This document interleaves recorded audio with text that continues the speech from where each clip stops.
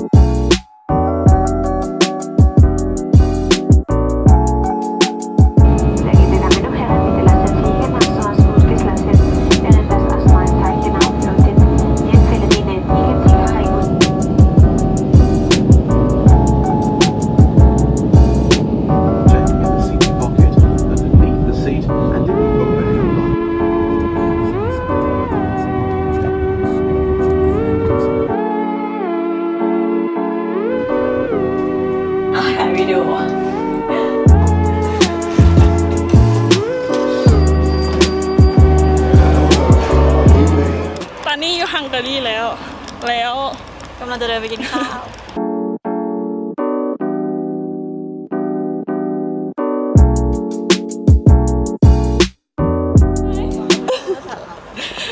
วันนี้ก็เป็นมื้อที่2วันนี้ก็เป็นวันที่2นึกว่าวันนี้ก็คือวันที่2ของทริปนี้ตอนนี้กำลังจะไปกินข้าวมีผู้ร่วมทริปคือ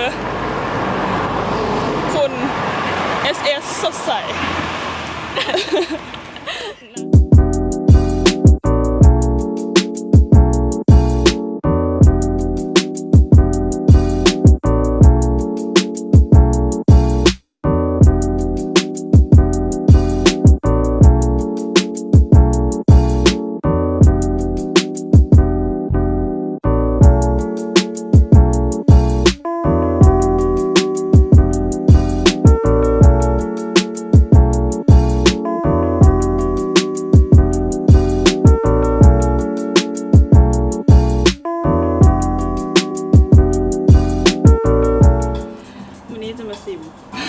ข้อ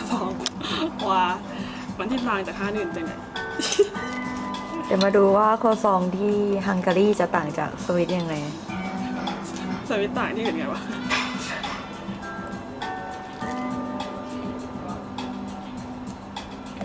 มีความกรอบไหมแบบครันชี่มันไม่มีความกรอบเป็นนี้ก็เหมือนแบบว่าก็ลองธรรมดาที่ไม่อุ่นไม่อะไรเลยอยากมาชิมวันนี้ดูเขาเรียกกันนะโกโก้โรป่ะใช่ชิมดูว่ามันจะเป็นไงดูมีความอ้วน ก็ดูหน้าตอนนี้ก็คือโกโก้บวมเชียวกินไงเนี่ยกินอย่างนี้ได้เยิ้มมามีความอันนี้มีความกรอบแล้วก็มีรสชาติแบบเหมือนอะไรวะดาร์กโกโก้ปะไม่ใช่ดาร์กช็อกโกแลตไม่หวานไปใช่ไหมมันไม่หวานมากอันนี้อร่อยจริงแนะนำนะคะใช่ค่ะอันนี้ดีจริงค่ะแต่อันนี้ดีคือปกติคิดถึงคอซองก็เป็นที่บ้านจังมาดูวิวนะแสงมันสว่าง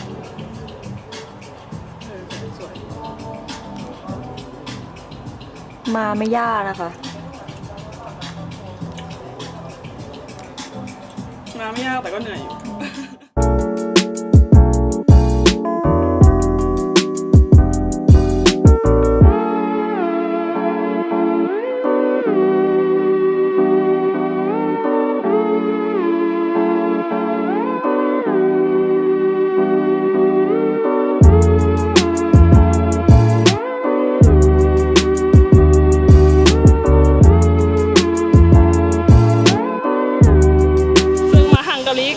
คนพาเที่ยว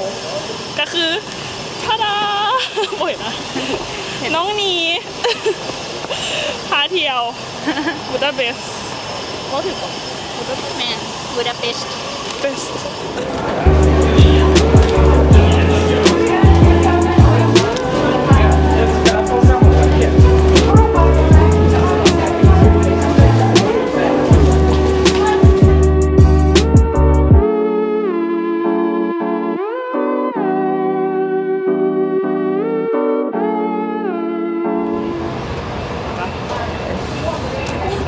จะไม่กินอาหารซีฟู้ด เดี๋ยวเรามาดูอาหาร เริ่มจากอันนี้ปะ อาหาร อันนี้คืออะไรนะ อันนี้ก็คือบาโซวิด ไวน์ ไวน์ใช่ลองกินซิ หรือว่าจะ รีวิวหน่อย รีวิวหน่อยมาก็จะประมาณนี้ค่ะตัวเล็กเท่านี้นะคะ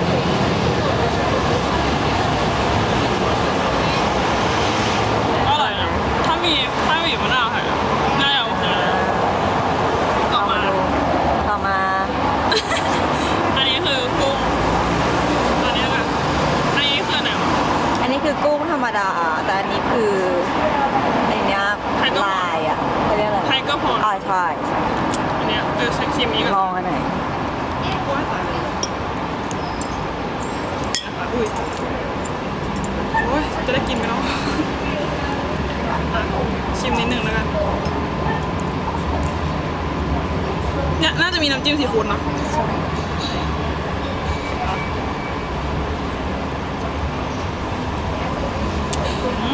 รสชาติเป็นไง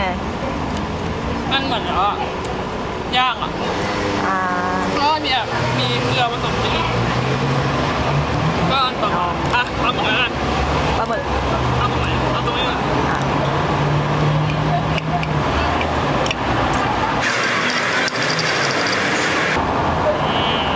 น่ากินป่ะ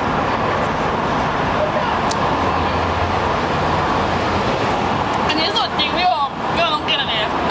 อร่อยมาก อันนี้แนะน นี่ครับ ำ แล้วอันนี้ แครอทแครอท ผ่าครึ่งก่อน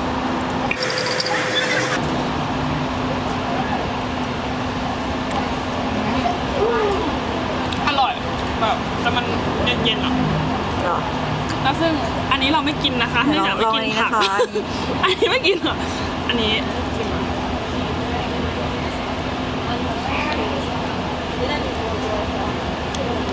ไม่รู้ไม่ค่อยชอบเท่าไหร่ไม่รีวิว พอมา อันนี้คือเป็นฝ่าย เอาไป เอาใหม่ อันนี้คือเป็นผ่าน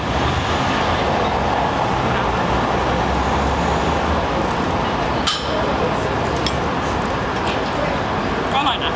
ก็เหมือนเป็นผ่านหมดเลยก็จบร้านนี้แค่นี้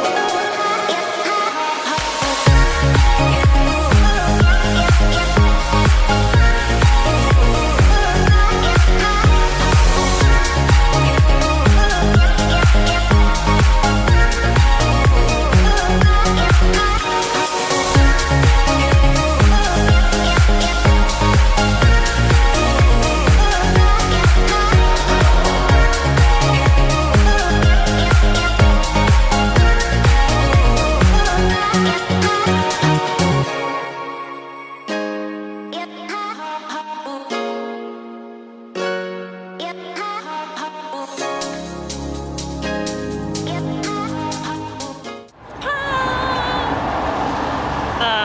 น้ายักษ์เหลืองหน่อยนึง ตอนนี้อยู่ว้าแล้วก็ต้องเอิ้นอย่างก่อน ฮาเลเมนฮาเลเมน พันนั้นมันเป็นอีหยังเอ้า ผู้นำหัวบอกว่ามันเป็นอีหยังวะเนี่ยขอดูได้ละ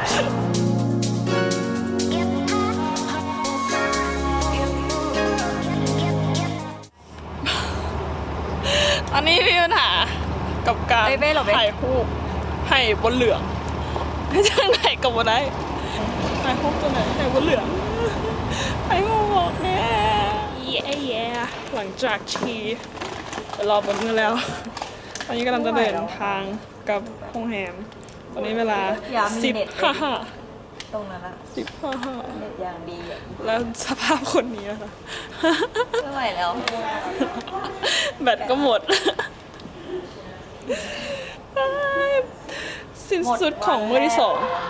วันที่สอง นี่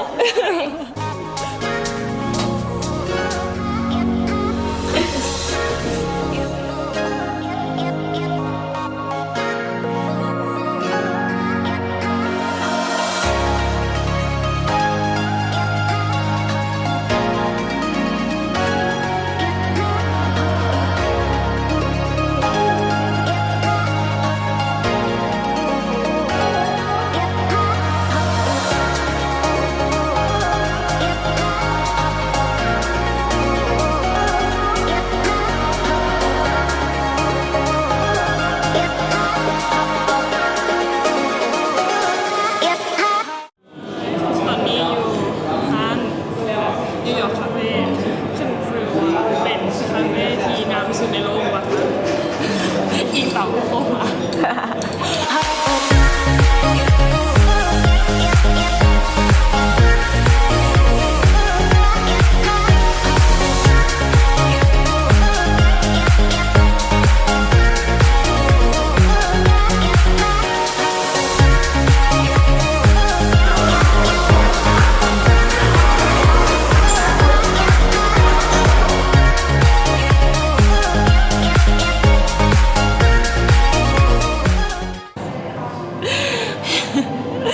อันนี้คือช็อกโกแลตเค้ก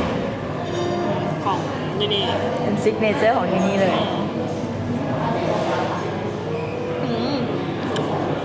อร่อยดี หวาน แบบมันแซ่บ ละมุน แซ่บเป็นไม่ยอมกินละ อันนี้เป็นโคโคนัททาร์ต ตกแต่งสวยอ่ะ ใช่ กินต่อ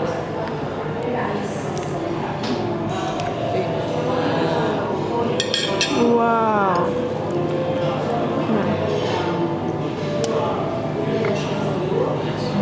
นี่มีเม็ดๆอย่างข้างในกุ้งแบบบี ต้องดูวิดีโอตัวเอ วั ง นนี้กำลังไปซิตี้ทัวร์โคตรเจ๋ง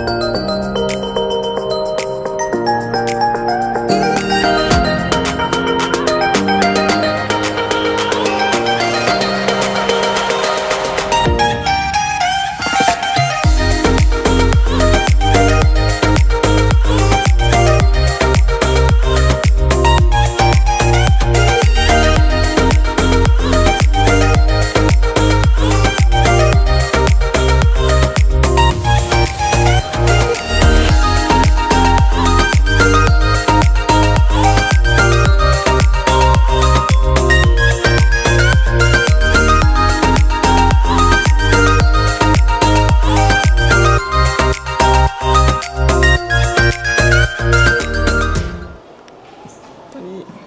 กำลังจะกลับแล้วอยู่ยังกำบอกกระเป๋าและโฮแฮมก็ต้องโทรแท็กซี่ให้กันเลยเปลี่ยนสุดขาวสันเพราะว่าสุดนี้เป็นตาขึ้นยนสาวกระโปรงแดงจะได้กลับบ้านแล้ว